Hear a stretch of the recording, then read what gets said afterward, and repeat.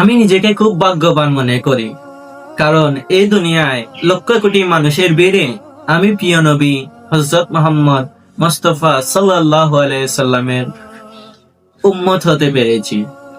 এটা কোনো সাধারণ পরিচয় নয়, এটা আল্লাহর পক্ষ থেকে পাওয়া সবচেয়ে বড় নিয়ামত।